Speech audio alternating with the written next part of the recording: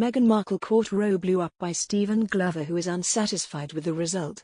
He claims, if Meghan Markle really wanted to fight for the truth, she would come to court.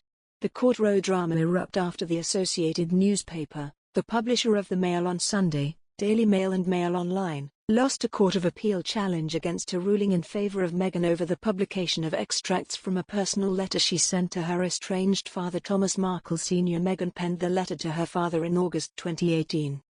Mr. Glover said, "The Duchess of Sussex loves to represent herself as a victim of an overmighty press. Yesterday she will have delighted many of her less critical fans by laying it on as never before." After her latest victory in the Court of Appeal in her battle against the Mail on Sunday, Meghan declared that in the nearly 3 years since she began her civil action, she had been patient in the face of deception, intimidation and calculated attacks. She did not, of course, specify where or when or how these dreadful attacks took place. If she was referring to what has happened in court, her statement is another example of her overactive imagination. Meghan started a civil action against the Mail on Sunday after it had published excerpts from a long letter she sent to her father, Thomas Markle, who believes he was subsequently grossly misrepresented by her friends in an article published by the American magazine People. Then he asks, "I have a few questions. If she were Meghan Markle of 2, Acacia Avenue, rather than HRH the Duchess of Sussex, would these same judges be so indulgent of her, and deny the newspaper the opportunity to defend itself? Or are they influenced by the fact that, although she is estranged from the royal family, which she has criticized and impugned, she nonetheless remains part of the royal setup and therefore must at all costs be kept out of a court of law? And might these learned judges be displaying, whether consciously or not, a prejudice against the popular press and in favor of celebrities who jealously guard every aspect of their privacy while striving to obtain the best possible media coverage?"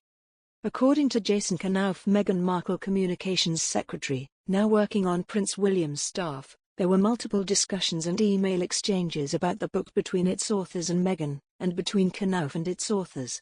These latter communications were authorized by Meghan. He also claims that the 3 appeal court judges were strikingly forgiving and he wants Meghan Markle's veracity to be tested under cross-examination. He concludes, "Most people can probably see that in their crusade against the press, Meghan and Harry are largely self-serving.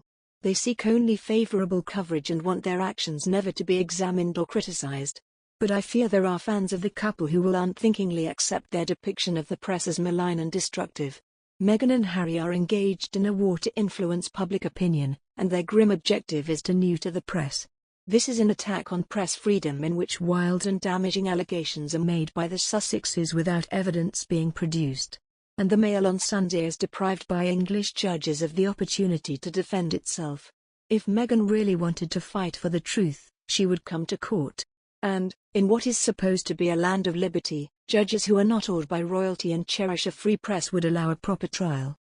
Britain's High Court ruled in February that the publisher of the Mail on Sunday and MailOnline website unlawfully breached Meghan's privacy with 5 articles that reproduced a large chunk of a handwritten letter she sent her father, Thomas Markle, after she married Prince Harry in 2018.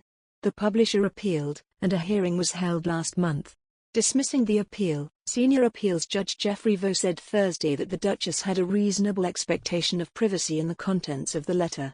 Those contents were personal, private and not matters of legitimate public interest. In a statement, Meghan, 40, said the ruling was a victory not just for me, but for anyone who has ever felt scared to stand up for what's right.